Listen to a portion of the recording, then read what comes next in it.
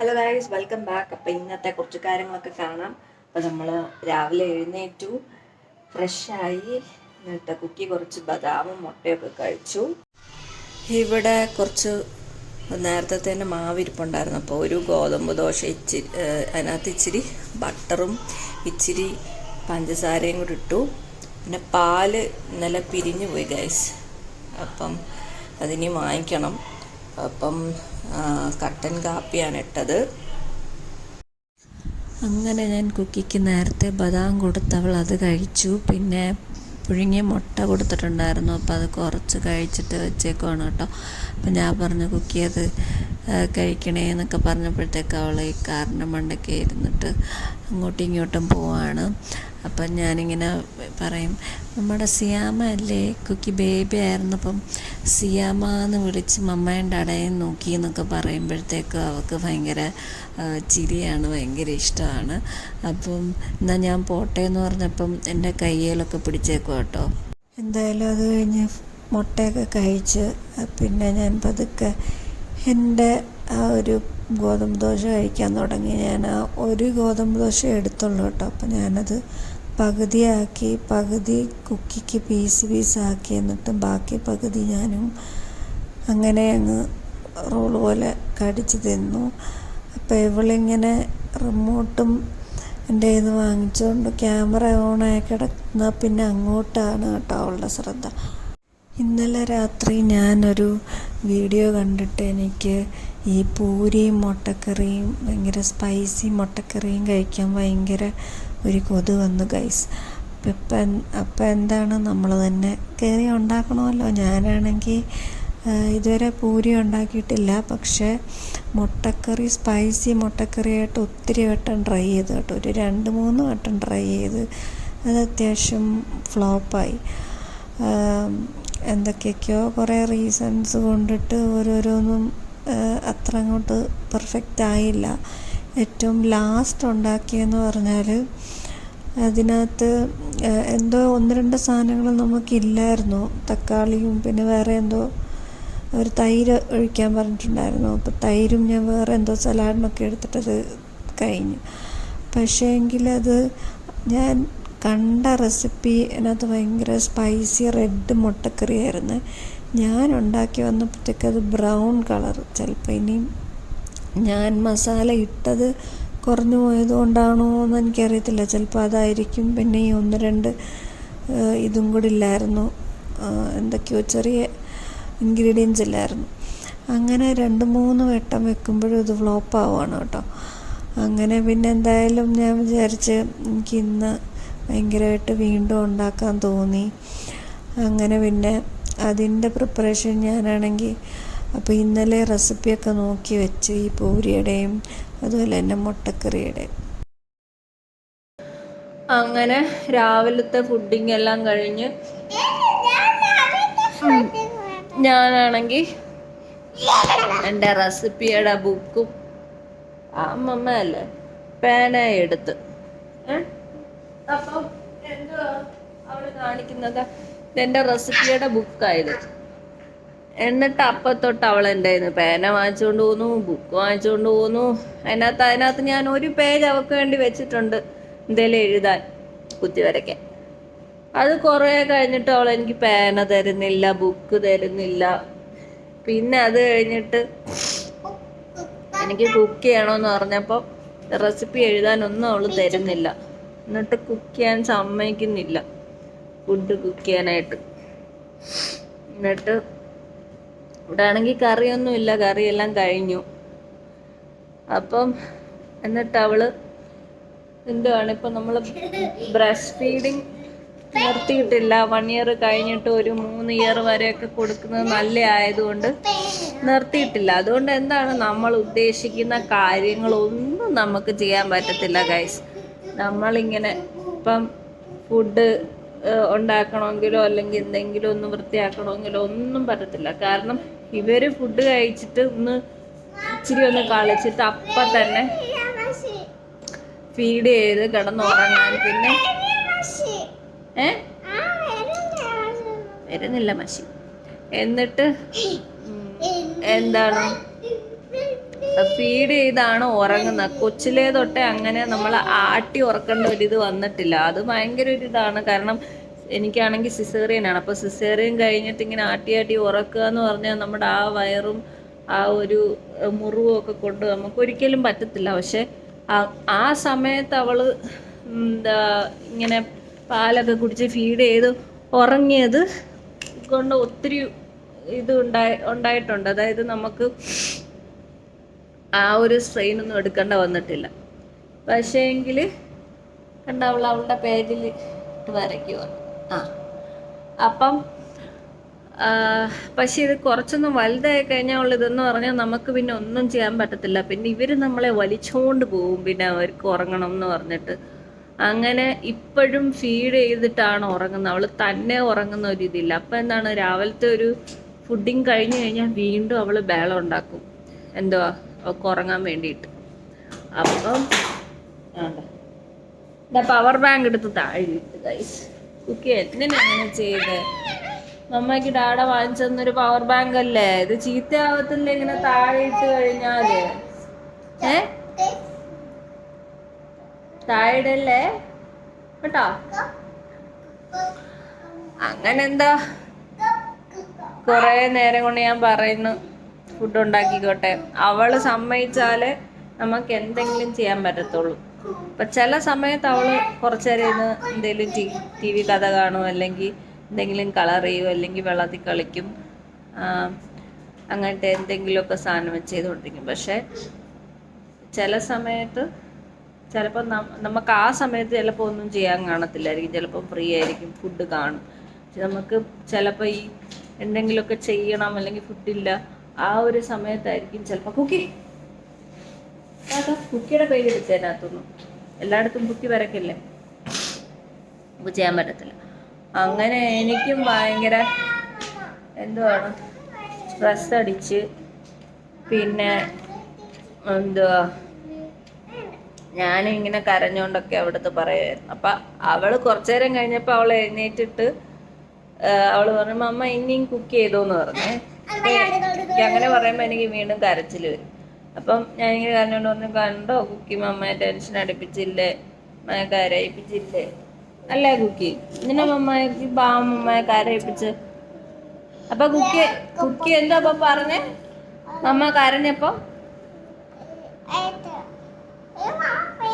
അപ്പോഴത്തേക്ക് അവള് ഇത് കണ്ണൊക്കെ തുടങ്ങിട്ട് ശിശുമോളെ കരയില്ലേ, എങ്ങനെ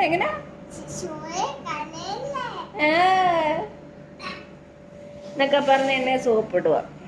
അത് കണ്ടപ്പോഴത്തേക്ക് അതൊക്കെ കേൾക്കുമ്പോൾ എനിക്ക് ചിരി വരും. വേറെ കാര്യം. അപ്പൊ പറ്റുവാണെങ്കിൽ എനിക്ക് ചെയ്യണം. എന്താ ഇപ്പോഴും അവള് കുക്ക് ചെയ്തോന്ന് പറഞ്ഞിട്ട് വീണ്ടും അവള് എന്തോ എൻ്റെ ബുക്കും പേനയും കൊണ്ടൊക്കെ പോവാണ്. എനിക്ക് ആകെ ഒരു ബുക്കും പേനയും മാത്രമേ ഉള്ളൂ ഇതെല്ലാം എഴുതി വെക്കാനായിട്ട്. ഓക്കെ ഗൈസ്, നോക്കട്ടെ എന്തെങ്കിലും നടക്കുമോ. അങ്ങനെ വീണ്ടും ഞാൻ മൂന്നാമത് ഉറക്കി കിടത്തി ഞാൻ അവിടുന്ന് സ്കൂട്ടാവുകയാണ് ഗൈസ്. അങ്ങനെ ഒരു 2-3 വട്ടം എന്താണ് അവളെ ഉറക്കേണ്ട ഒരു സിനാരിയാണ് ഇവിടെ. അങ്ങനെ എന്തായാലും ഞാൻ പെട്ടെന്ന് തന്നെ റെസിപ്പിയെല്ലാം എഴുതി ആ സമയം കൊണ്ട്, എന്നിട്ട് ആ ബുക്കും കൊണ്ട് ഞാൻ പതുക്കെ ഹാൻഡിലും തുറന്ന് ശബ്ദം ഉണ്ടാക്കാതെ പുറത്തു പോവാണ് കേട്ടോ. അങ്ങനെ എന്തോ പറ്റി എനിക്കാകെ 2 ഉള്ളി എടുത്ത് തൊലിയൊക്കെ കളയാൻ പറ്റി. അപ്പോഴത്തന്നെ എഴുന്നേറ്റ് വീണ്ടും കരച്ചിൽ തുടങ്ങി. എനിക്കാണെങ്കിൽ വിശന്ന് തല ഇറങ്ങുന്ന ഗൈസ്. വീണ്ടും 2 ഉറക്കം കഴിഞ്ഞ് ഗൈസ്. എന്നിട്ട് ഞാൻ പൂരിക്ക് മാവ് കുഴച്ച് വെച്ചു. ഉള്ളി അങ്ങോട്ട് എടുത്തപ്പോൾ തന്നെ ഒരാൾ എഴുന്നേറ്റ് വീണ്ടും കരഞ്ഞു. ഇനി മൂന്നാമത് ഞാൻ വീണ്ടും ഉറക്കണം. വന്നിരുന്ന് കളിക്കാനോ എന്തെങ്കിലും പറഞ്ഞിട്ടൊന്നും കേൾക്കുന്നു. അതോ പോയി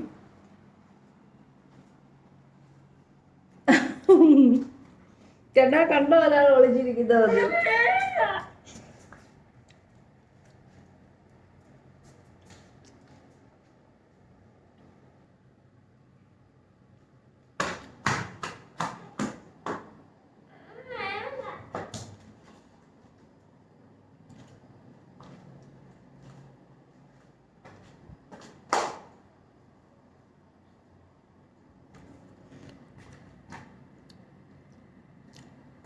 ബാബാ ഒളിച്ചിരിക്കും അവള് കള്ളി. അങ്ങനെ വീണ്ടും അവൾ സമ്മതിച്ചു. അപ്പം ഞാൻ അവൾ ടി വി കണ്ടുകൊണ്ടിരുന്നപ്പോഴത്തേക്കും ഞാൻ ഈ 2 ഉള്ളി പൊളിച്ച് വെച്ചിട്ടാണ് ഞാൻ അങ്ങോട്ട് പോയത്. പിന്നെ പൂരിയുടെ മാവ് കുഴച്ച് വെച്ചു, മുട്ട പുഴുങ്ങി, ഇത്രയും ചെയ്തു. ഇവിടെ ഭയങ്കര ചൂടാണ് കേട്ടോ. അപ്പം ഇങ്ങനത്തെ ഒരു ഫാൻഡ് ഓർഡർ ചെയ്തിട്ടുണ്ടായിരുന്നു ടെമൂന്ന്. അപ്പം ഇതിനകത്ത് ലൈറ്റൊക്കെ കത്തും. പിന്നെ അതുപോലെ തന്നെ മിസ്റ്റ് പോലത്തെ ഈ 5 ഓട്ടയ്ക്കകത്തുനിന്ന് വരും മിസ്റ്റ് പോലത്തെ സംഭവം, ഈ ഒരു പുക പോലെ, തണുത്ത പുക. അപ്പം നമുക്ക് അതിനകത്തുനിന്ന് ഐസോ അല്ലെങ്കിൽ വെള്ളമൊക്കെ ഒഴിച്ചാൽ നമുക്ക് മിസ്റ്റും ഇതുപോലെ വരും. വേണമെങ്കിൽ നമുക്ക് ഇതിനകത്ത് ഓൾറെഡി ഉള്ളതാണ്, ലൈറ്റുണ്ട്, പിന്നെ ടൈമറുണ്ട്. അപ്പം അതിനനുസരിച്ച് 5-10-15 മിനിറ്റ് കഴിഞ്ഞ് തന്നെ ഈ ഫാനും മിസ്റ്റും ഒക്കെ ഓഫാവും. അങ്ങനെ പിന്നെ ഫാനുണ്ട്, നമുക്ക് മേലോട്ടും താഴോട്ടും അഡ്ജസ്റ്റ് ചെയ്ത് വെക്കാം. അപ്പം അങ്ങനെ നമുക്ക് പിന്നെ ഇത് ചാർജ് ചെയ്യാൻ പറ്റുമെന്ന് അറിയത്തില്ല കേട്ടോ. എനിക്ക് അങ്ങനെ ചെയ്യാൻ പറ്റുമെന്ന് തോന്നുന്നു, അല്ലാതെ നമ്മൾ കുത്തി വെച്ച് യൂസ് ചെയ്യുന്നതാണ്. അങ്ങനെ എന്തായാലും ആദ്യം മുട്ട കറി ഉണ്ടാക്കുന്ന ആ ഒരു മസാല ഉണ്ടാക്കുന്നതിന് മുന്നേ നമ്മൾ എണ്ണയ്ക്കകത്ത് മഞ്ഞൾപ്പൊടിയും മുളക് പൊടി ഇട്ട് നമ്മൾ ആദ്യം മുട്ട പുഴുങ്ങിയതിട്ട് ഒന്ന് ഫ്രൈ ചെയ്യും. അപ്പോൾ ഞാൻ ആദ്യം അത് ഫ്രൈ ചെയ്യുവാണ് കേട്ടോ. അപ്പോൾ ഇത് ചെറുതായിട്ട് അടുക്കി പിടിക്കുന്നൊരു പാത്രമാണ്. അപ്പോൾ ഞാൻ ജസ്റ്റ് ഒന്ന് ഓണാക്കിയിട്ട് ഞാനൊന്ന് ഇളക്കാൻ നോക്കിയപ്പോൾ തന്നെ അതിൻ്റെ താഴെ കുറച്ച് മുട്ടകളൊക്കെ ഇങ്ങനെ അടുക്കി പിടിച്ചിട്ടുണ്ടായിരുന്നു. പക്ഷേ വലിയ കുഴപ്പമില്ലാതെ എന്തായാലും എനിക്ക് ഇളക്കാൻ പറ്റി. പിന്നെ ഞാൻ കണ്ടതൊരു ഞെട്ടിക്കുന്ന സംഭവമായിരുന്നു ഗൈസ്. ഞാൻ ഇങ്ങോട്ട് വന്ന് നോക്കിയപ്പോഴത്തേക്ക് ഈ പൊടിയൊക്കെ എടുത്തിട്ട് അവൾ തന്നെ ഈ ചപ്പാത്തി പലകയൊക്കെ എടുത്ത് വെച്ച് ഉണ്ടാക്കുമോ. എൻ്റെ ദൈവമേ, ഞാനൊരു കുഞ്ഞു മാവ് കൊടുത്തൊക്കെ ഉണ്ടാക്കാൻ. അപ്പോൾ അവൾ തന്നെ ഈ പലകയും എല്ലാം എടുത്തുകൊണ്ട് വന്ന് ഈ ഫുൾ പൊടി അങ്ങോട്ട് തട്ടിയിട്ട് ചപ്പാത്തി ഉണ്ടാക്കലങ്ങ് തുടങ്ങി. എൻ്റെ പൊന്നെ. അങ്ങനെ ഗൈസ്, എൻ്റെ ഫൈനലി എൻ്റെ ചുമന്ന മുട്ടക്കറി ഇവിടെ റെഡി ആയിരിക്കുകയാണ്. എൻ്റെ പൂരി ഞാനിവിടെ ഉണ്ടാക്കുവാണ്. പക്ഷേ ഇതിവിടെ ഇപ്പോൾ ഒരു ചപ്പാത്തിയുടെ കൂട്ട് ആയിട്ടിരിക്കുന്നൊന്നും പൊങ്ങുന്നില്ല ഗൈസ്. ഇച്ചിരി വലുതായിപ്പോയെന്ന് തോന്നുന്നു. ഞാൻ ആദ്യമായിട്ടാണ് ഇത് ഉണ്ടാക്കുന്നത്. കുഴപ്പമില്ല, നമുക്ക് പഠിക്കാമല്ലോ. കുറച്ച് ഞാൻ ഡിജോയ്ക്ക് വരുമ്പോഴത്തേക്കും കൊടുക്കാൻ വേണ്ടിയിട്ട് ഞാൻ ഉണ്ടാക്കാതെ മാറ്റി വെച്ചിട്ടുണ്ട് മാവ്. പിന്നെ കുറച്ച് ഞാൻ പരത്തിയതാ ഇവിടെ ഇങ്ങനെ വെച്ചിട്ടുണ്ട്. ഒരു 5 എണ്ണം ഞാനിപ്പം പരത്തി.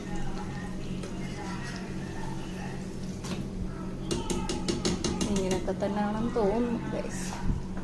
ഒരെണ്ണം ഞാൻ മുട്ട ഫ്രൈ ചെയ്ത പാത്രമാണിത്. ഇപ്പം അങ്ങോട്ട് ഒരെണ്ണം വലിയ കുഴപ്പമില്ലാതെ എനിക്ക് കിട്ടിയത്. ഇതെല്ലാം മെസ്സിയായിട്ട് കിടക്കുവാണ്. ഇനി കുക്കി കുറച്ച് സമയം തന്നാലേ ഇവിടെയൊക്കെ വൃത്തിയാക്കാൻ പറ്റത്തുള്ളൂ. എന്തായാലും എനിക്ക് വലിയ പാത്രമില്ല. പാത്രമെല്ലാം ഞാൻ ഓരോരോന്ന് കഴുകി വെച്ചു. മുട്ട പുഴുങ്ങിയതിൻ്റെ തോടുകളൊക്കെ കിടക്കുന്നു. അതൊക്കെ ഇനി എനിക്ക് വൃത്തിയാക്കണം. ഞാൻ എൻ്റെ അപ്പുറത്ത് അവൾ പൊടിയെടുത്ത് കളിക്കാൻ തുടങ്ങി ഗൈസ്. എനിക്ക് തല കറങ്ങിപ്പോയി. ഞാൻ അവിടെ നിന്ന് ഇവിടെ വന്നപ്പോഴത്തേക്കും ഞാൻ അന്നേരം അങ്ങോട്ട് പോയപ്പോഴത്തേക്കും ഞാൻ ഈ കുറച്ചിട്ട്, എനിക്ക് തോന്നുന്നു കുറച്ചിട്ടതിൻ്റെയാണ് ഇത് അനങ്ങാത്തത്.